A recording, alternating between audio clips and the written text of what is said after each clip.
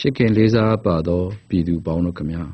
မင်္ဂလာပါလို့ဦးစွာနှုတ်ခွန်းဆက်သခွင့်ပြုပါလွတ်တော်တွင်မှာလူမှုရဲ့အတန်တွေညံဖို့ရှံဖို့ဆိုရင်လူ့ဘောင်သစ်ဒီမိုကရက်တစ်ပါတီရဲ့ကိုယ်စားလှယ်လောင်းတွေကို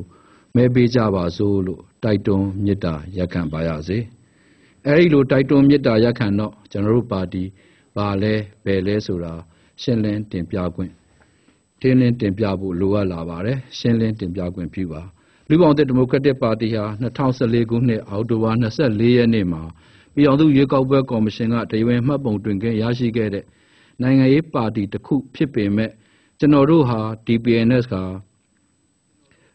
1988ဒီမိုကရေစီရေးလှုပ်ရှားမှုကြီးရစလို့ဒီနေ့အထိ28နှစ်28နှစ်လုံးပြည်သူတွေနဲ့အတူဒီမိုကရေစီအင်အားစုတွေနဲ့အတူ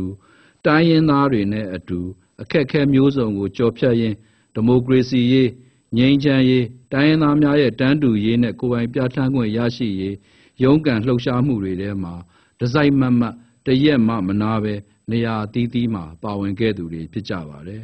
ရှေ့ဆက်ပြီးလဲဒီမိုကရေစီထွန်းကားဖို့တိုင်းရင်းသားများရဲ့တန်းတူရေးနဲ့ကိုယ်ပိုင်ပြဋ္ဌာန်းခွင့်ရရှိဖို့တိုင်းပြည်ဖွံ့ဖြိုးတိုးတက်ဖို့ရဲဘော်ရဲဘက်တွေနဲ့အတူပြည်သူတွေနဲ့အတူအကန့်အသတ်အတားအဆီးတိုင်းကိုရင်ဆိုင်ဖို့အစဉ်အသင့်ရှိတယ်ဆိုတာကိုပြည်သူအပေါင်းကိုဂရုပြုပြောကြားလိုပါတယ်ဆက်ပြီးတင်ပြလိုတာကကျွန်တော်တို့ဘာကိုယုံကြည်တယ်လဲဆိုတာဖြစ်ပါတယ်ကျွန်တော်တို့ဟာလွတ်လပ်မှုကိုမြတ်နိုးတယ်တန်းတူမှုကိုအလေးထားတယ်သွေးစည်းညီညွတ်မှုကိုစုပ်ကိုင်တယ်ကျွန်တော်တို့ဒီနေ့ဒီမိုကရေစီရေးပြုပြင်ပြောင်းလဲမှုတွေစစ်စစ်မှန်မှန်ဖြစ်ပေါ်ဖို့ရှေ့ဆက်ပြီးတဲ့ဒီအပြောင်းလဲတွေနက်နက်ဆိုင်ဆိုင်အမြင့်တွယ်ဖို့ကြိုးစားနေကြတယ်ဒီနေရာမှာမမျှတမှုတွေတန်းတူရည်တူမရှိမှုတွေကိုနိုင်ငံရေးမှာဖြစ်ဖြစ်စီးပွားရေးမှာပဲဖြစ်ဖြစ်လူမှုရေးမှာပဲဖြစ်ဖြစ်နေရာအနှံ့မှာတွေ့ရှိနေရတယ်ကျွန်တော်တို့ဟာတန်းတူရေးနဲ့တရားမျှတမှုကိုအခိုင်အမာတောင်းဆိုတယ်ဒါဟာဒီမိုကရေစီရဲ့အသက်ဖြစ်တယ်လို့လည်းကျွန်တော်တို့ယုံကြည်တယ်တိုင်းပြည်မှာခေါင်းပုံဖြတ်မှုတွေသွေးဆုပ်မှုတွေလက်ဝဲကြီးအုပ်မှုတွေကိုနိုင်ငံရေးမှာဖြစ်ဖြစ်စီးပွားရေးမှာဖြစ်ဖြစ်လူမှုရေးမှာပဲဖြစ်ဖြစ်ပြင်းပြင်းထန်ထန်ဆန့်ကျင်တယ်တိုက်ဖြတ်သွားမှာလည်းဖြစ်တယ်ကျွန်တော်တို့တိုင်းပြည်ကိုတကယ်ပဲတန်းတူရည်တူရှိတဲ့လူအဖွဲ့အစည်းတရားအဖြစ်တည်ဆောက်ဖို့ဆိုရင်ဒီမိုကရေစီအခြေအနေတွေပြည့်ဝဖို့လိုအပ်တယ်အဲ့အတွက်အချိန်လဲယူရလိမ့်မှာဖြစ်တယ်လူတူးချင်းစီမှာတူညီတဲ့တန်ဖိုးတူညီတဲ့ဂုဏ်သိက္ခာတူညီတဲ့အခွင့်အရေးတွေမွေးကလေးကတည်ရှိနေတယ်ဆိုတဲ့အသည့်ကျွန်တော်တို့လူအဖွဲ့အစည်းမှာအမြင့်တွယ်ဖို့လိုတယ်အဲ့လိုအမြင့်တွယ်မှလဲကျွန်တော်တို့ရဲ့နိုင်ငံရေးဟာတရားမျှတမယ်ကျွန်တော်တို့ရဲ့စီးပွားရေးဟာတရားမျှတမယ်အမျိုးသားတန်းတူရေးကိုတည်ဆောက်နိုင်မယ်ဒီမိုကရေစီဟာလည်းအထိပ္ပယ်ရှိလိမ့်မယ်ပြီးရင်ငြိမ်းချမ်းရေးကိုလည်းခိုင်မာအောင်တည်ဆောက်နိုင်လိမ့်မယ်ဒါကြောင့်ဒီနေ့ကျွန်တော်ရဲ့တင်ပြမှုထဲမှာကျွန်တော်တို့တိုင်းပြည်ကိုအစဉ်ဖွံ့ဖြိုးတဲ့တိုင်းပြည်ဖြစ်ဖို့ကျွန်တော်တို့တိုင်းပြည်ရဲ့အနာဂတ်ဖြစ်တဲ့ကလေးလူငယ်တွေနဲ့ပညာရေးကဏ္ဍကိုအလေးထားပြီးဥစွာတင်ပြလိုတယ်မညီမျှမှုတွေလက်ကြီးအုပ်မှုတွေရှိနေတဲ့အခြေအနေအောက်မှာကျွန်တော်တို့ကလေးတွေလူငယ်တွေရဲ့ဘဝဟာမျှော်လင့်ချက်မဲ့နေကြတယ်တိုင်းပြည်အနာဂတ်အတွက်အလွန်အရေးကြီးတယ်ကျွန်တော်တို့တိုင်းပြည်မှာပညာရေးနဲ့ကျန်းမာရေးဆိုင်ရာအသုံးစရိတ်ဟာအာဆီယံနိုင်ငံများအကြားမှာအလွန်ကိုနှိမ်ပါနေတယ်ကမ္ဘာနိုင်ငံများအကြားမှာလည်းအနှိမ်ဆုံးအဆင့်ကိုဖြစ်နေတယ်2014ခုနှစ်မြန်မာနိုင်ငံလူဦးရေနဲ့သန်းခေါင်စာရင်းအရအသက်5နှစ်ကနေ18နှစ်အကြားကလေးလူငယ် 4.4 သန်းကျောင်းမနေကြရဘူး5နှစ်အောက်သေဆုံးမှုဟာကလေး1000မှာ82ယောက်နှုန်းဖြစ်နေတယ်ကလေးငယ်10ယောက်မှာ4ယောက်ဟာလုံးဝကျောင်းမနေနိုင်ပဲ10နှစ်ကျော်အရွယ်ကျောင်းထွက်ရနှုန်းဟာလည်းမြင့်မားနေတယ်ဒါဟာ UNICEF ကလေ့လာတွေ့ရှိချက်ဖြစ်တယ်ဒီအခြေအနေတွေဟာကျွန်တော်တို့တိုင်းပြည်အနာဂတ်ကိုဖျက်ဆီးသလိုဖြစ်နေတယ်လို့ပါတီကယုံတယ်ကလေးတွေစာသင်ခန်းကိုရောက်ဖို့လူငယ်တွေဆိုရင်လည်းပညာဆက်လက်သင်ကြားနိုင်ဖို့အသက်မွေးဝမ်းကြောင်းပညာတွေသင်ယူနိုင်ဖို့ဒီလိုအခြေအနေမျိုးတွေဖန်တီးပေးဖို့ကျွန်တော်တို့တိုင်းပြည်မှာအရေးကြီးလိုအပ်နေတယ်ပညာရေးနဲ့ပတ်သက်လို့ဒီနေ့တည်ချာချာရင်းနှီးမြုပ်နှံခြင်းဟာကလေးလူငယ်နဲ့ပတ်သက်လို့ဒီနေ့ခိုင်ခိုင်မာမာရင်းနှီးမြုပ်နှံခြင်းဟာကျွန်တော်တို့တိုင်းပြည်အနာဂတ်သေချာဖို့ဖြစ်တယ်ဆိုတာကိုကျွန်တော်ထပ်ပြီးပြောလိုပါတယ်ပညာရေးကဏ္ဍမှာလည်းလူတိုင်းအတွက်ပညာရေးဆိုတဲ့သဘောထားခံယူမှုနဲ့ပညာရေးစနစ်ကိုတည်ဆောက်ဖို့ရပါလိမ့်မယ်ပ ညာရေးဟာအခွင့်ထူးခံတွေအတွက်မဟုတ်ဘူးဆိုတဲ့အတွေးအမြင်ကိုပြန့်ပွားစေရပါလိမ့်မယ်ကျွန်တော်တို့ပါတီဟာဘာကသများအဖွဲ့ချုပ်နဲ့ကျောင်းသားထုရဲ့အမျိုးသားပညာရေးပြုရင်ပြောင်းလဲရေးဆိုင်ရာလှုပ်ရှားမှုကိုထောက်ခံခဲ့တယ်လွတ်လပ်တဲ့တန်းတူတဲ့ကိုယ်ပိုင်ပြဋ္ဌာန်းခွင့်ရှိတဲ့ဒီမိုကရေစီပညာရေးစနစ်ကိုကျွန်တော်တို့တောင်းဆိုတယ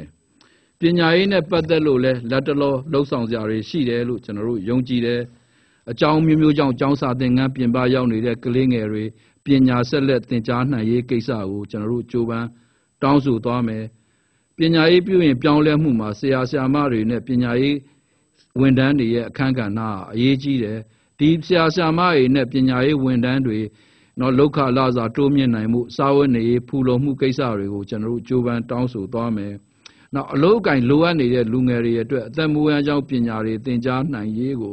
ကျွန်တော်တို့အနေနဲ့ကြိုးပမ်းတောင်းဆိုသွားမယ်နောက်နိုင်ငံတော်ရဲ့ပညာရေးအသုံးစရိတ်ဟာနိုင်ငံတကာသတ်မှတ်ချက်တွေနဲ့အညီတိုင်းပြည်လုံးအသုံးစရိတ်ရဲ့အနည်းဆုံး20%အဖြစ်သတ်မှတ်ပေးဖို့ကျွန်တော်တို့ကြိုးပမ်းတောင်းဆိုသွားမယ်ဒီအချိန်နဲ့ဆက်ဆက်ပြီးတော့ကျန်းမာရေးကဏ္ဍနဲ့ပတ်သက်လို့လဲကျွန်တော်အနေနဲ့တင်ပြခြင်းတယ်ကျွန်တော်တို့လူပောင်တဲ့ဒီမိုကရက်တစ်ပါတီဟာကျန်းမာရေးဟာလူအခွင့်အရေးဖြစ်တယ်လို့ခိုင်ခိုင်မာမာယုံကြည်တယ်လူမျိုးဘာသာဆင်းရဲချမ်းသာလူမျိုးရေးနောက်ခံမရွေးပဲလူတိုင်းကျန်းမာရေးစောင့်ရှောက်ခံစားခွင့်ရှိစေရမယ်ဒါကြောင့်ကျွန်တော်တို့ကျန်းမာရေးစိတ်နဲ့ပတ်သက်လို့ကျန်းမာရေးအသုံးစိတ်နဲ့ပတ်သက်လို့တိုးမြင့်နိုင်အောင်လုံလောက်တိုးမြင့်နိုင်အောင်ကြိုးပမ်းတောင်းဆိုသွားမှာဖြစ်တယ်လူတိုင်းတာတူညီမျှကျန်းမာရေးစောင့်ရှောက်ခံစားခွင့်ရနိုင်မှုအတွက်ကျန်းမာရေးနဲ့ပတ်သက်တဲ့အာမခံစနစ်တရထူထောင်ထားရှိနိုင်ရေးကိုကျွန်တော်တို့အဆိုပြုကြိုးပမ်းသွားမယ်နောက်ကျွန်တော်တို့ဒီနေ့ကျွန်တော်တင်ပြခဲ့တာတွေဟာကျွန်တော်တို့တန်းတူရေးအခြေခံတွေကိုတောင်းဆိုတာတွေကိုတင်ပြခဲ့တာဖြစ်တယ်ဒီလိုတန်းတူရေးအခြေခံတွေကိုအကောင့်ထဲပေါ်ဖို့ဆိုလို့ရှိရင်ဒီမိုကရေစီအခြေအနေတွေပြည်ပြင်ဖို့လိုတယ်ဒီမိုကရေစီအခြေအနေတွေပြည်ပြင်ဖို့ဆိုလို့ရှိရင်ပြည်သူလူထုရဲ့လွတ်လပ်ခွင့်တွေကိုထိခိုက်နေတဲ့ပြည်သူလူထုရဲ့လုံခြုံမှုတွေကိုထိခိုက်နေတဲ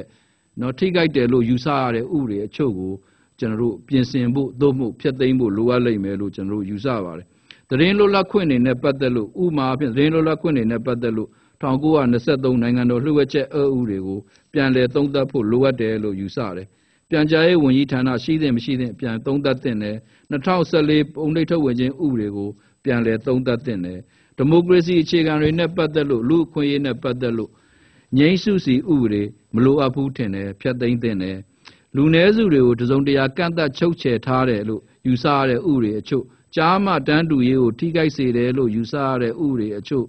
ကိုကျွန်တော်တို့ပြန်လည်ပြင်ဆင်တာသို့မဟုတ်ဖျက်သိမ်းတာမျိုးကိုကျွန်တော်တို့အနေနဲ့လူ့ဘောင်ဒီမိုကရက်ပါတီအနေနဲ့တောင်းဆိုသွားမှာဖြစ်တယ်။နောက်အကျဉ်းတောင်တွေဟာနှိပ်စက်ညှဉ်းပန်းတဲ့ဌာနတွေမဟုတ်ပဲပြုပြင်ထိန်းသိမ်းတဲ့စခန်းတွေဖြစ်လာရေးကိုကျွန်တော်တို့တောင်းဆိုသွားမယ်။အကျဉ်းတောင်လက်ဆွဲဥပဒေတစ်ခုလုံးကိုဒီမိုကရေစီစံချိန်စံညွှန်းတွေနဲ့အညီပြင်ဆင်ကင်သွဲကျင့်သုံးသွားနိုင်ဖို့ကိုကျွန်တော်တို့ကြိုးပမ်းတောင်းဆိုသွားမယ်။အုပ်ချုပ်ရေးကဏ္ဍနဲ့ပတ်သက်လို့ရက်ကကျွေးရအုပ်ချုပ်ရေးမှုတွေကစပြီးမြို့နယ်ခရိုင်တိုင်းဒေသကြီးအုပ်ချုပ်ရေးမှုတွေဝန်ကြီးချုပ်တွေအထိပြည်သူလူထုကရွေးချယ်တဲ့တယ်လို့ကျွန်တော်တို့အနေနဲ့ယူဆတယ်။ကျွန်တော်အုပ်ချုပ်ရေးကဏ္ဍနဲ့ဆက်ဆက်ပြီးတော့ဝန်ကြီးဌာနတွေကိုမလိုအပ်တာတွေဖျက်သိမ်းတာပေါင်းစည်းတာတွေပြုလုပ်ပြီးတော့ကျွန်တော်တို့ရဲ့အစိုးရအဖွဲ့ကိုခက်သေးသေးတွတ်တွတ်လဲဖြစ်အောင်ကျွန်တော်တို့ဆောင်ရွက်တင်တယ်လို့ကျွန်တော်တို့ထင်တယ်။တစက်ထဲမှာလည်းပဲအထွေထွေအုပ်ချုပ်ရေးဦးစီးဌာနနဲ့ပတ်သက်လို့ကျွန်တော်တို့အမြင်ကိုပြောလိုတယ်။အထွေထွေအုပ်ချုပ်ရေးဦးစီးဌာနဟာနိုင်ငံတော်သမ္မတရဲ့ဂိုင်တွယ်မှုအောက်မှာရှိတဲ့ပြည်ထောင်ဝန်ကြီးဌာနရဲ့လက်အောက်မှာမရှိသင့်ဘူးလို့ယူဆတယ်။ဆက်ပြီးတော့တရားရေးစီရင်ရေးနဲ့ပတ်သက်တဲ့ဝန်ထမ်းတွေဥပဒေဝန်ထမ်းတွေဟာလည်းပဲပြည်ထောင်ဝန်ကြီးဌာနရဲ့လက်အောက်မှာမရှိသင့်ဘူးလို့ကျွန်တော်တို့အနေနဲ့ယူဆတယ်။ချစ်ခင်လေးစားပါသောပြည်သူပေါင်းတို့ခင်ဗျာပြည်သူတွေကြုံတွေ့ရင်ဆိုင်နေရတဲ့အခက်အခဲတွေကိုကျော်လွှားဖို့တင်ပြမယ်ဆိုရင်လေယာမြေကဏ္ဍအလုသမားကဏ္ဍပြည်သူဝန်ထမ်းတွေရဲ့လူနေမှုဘဝမြင့်တင်ရေးကဏ္ဍတွေကိုခြံလှပ်ထားလို့မရပါဘူး1949ဖွဲ့ချုပ်ပုံအခြေခံဥပဒေမှာလို့အခြေခံဥပဒေရလယ်သမားတွေနဲ့အလုသမားတွေကိုကာကွယ်အာမခံဖို့လိုအပ်ပါလိမ့်မယ်လက်ရှိတိုင်းပြည်မှာလယ်သမားအကျိုးစီးပွားကာကွယ်ဥပဒေရှိတယ်မြေယာအသုံးချမှုနဲ့ပတ်သက်တဲ့မူဝါဒကိုရေးဆွဲနေကြတယ်ကျွန်တော်တို့ယူဆတာကလယ်ယာမြေပြုရင်ပြောင်းလဲရေးဟာတိုင်းပြည်လုံးပြည်သူတွေဘဝနဲ့တိုက်ရိုက်သက်ဆိုင်နေတယ်တိုင်းပြည်တစ်ခုလုံးရဲ့စီးပွားရေးဘဝဖြစ်တယ်ဒီလိုအရေးကြီးတဲ့မူဝါဒမျိုးကိုတိုင်းပြည်လုံးလွှမ်းခြုံတဲ့ညီလာခံမျိုးကသာချမှတ်သင့်တယ်ဒီဆက်ပြီးပြောချင်တာကလယ်သမားအကျိုးစီးပွားကာကွယ်ရေးဥပဒေအကျိုးစီးပွားကာကွယ်မြင့်တင်ရေးဥပဒေမှာပါတဲ့လယ်သမားအဓိပ္ပာယ်ဖွင့်ဆိုချက်ဟာ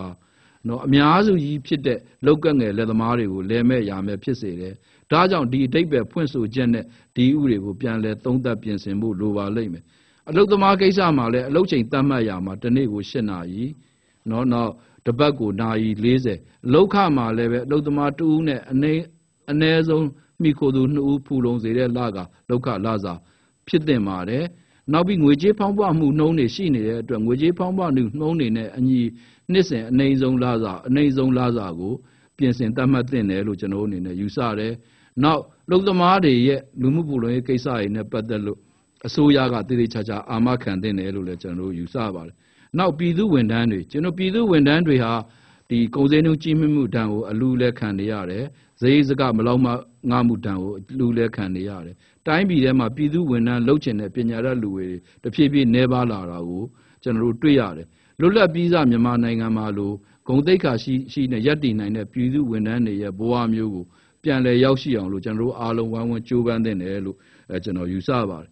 ချစ်ခင်လေးစားပါတော့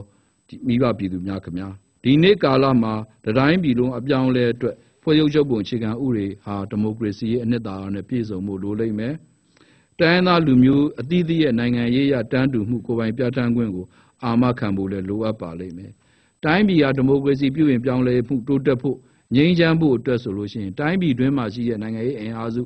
အသီးသီးလူလူရန်စားအဖွဲ့အစည်းတွေပါပြီးတော့တွဲဆုံဆွေးနွေးမှုကတဆင့်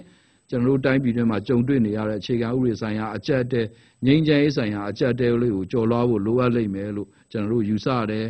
ငြိမ်းချမ်းရေးအတွက်ဖွဲ့စည်းချုပ်ပုံအခြေခံဥပဒေပြင်ဆင်ရေးအတွက်ကျွန်တော်တို့ပါတီဟာရဲဘက်တွေနဲ့အတူနိုင်ငံရေးအင်အားစုတွေနဲ့အတူလက်တွဲဆောင်ရွက်သွားမယ်လို့ကျွန်တော်တို့ပြောကြားလိုပါတယ်နောက်အရေးကြီးတာကခဏတိုင်းပြည်မှာအဓိကလိုအပ်နေတယ်လို့ကျွန်တော်တို့ယုံကြည်တာကနိုင်ငံရေးအင်အားစုအသီးသီး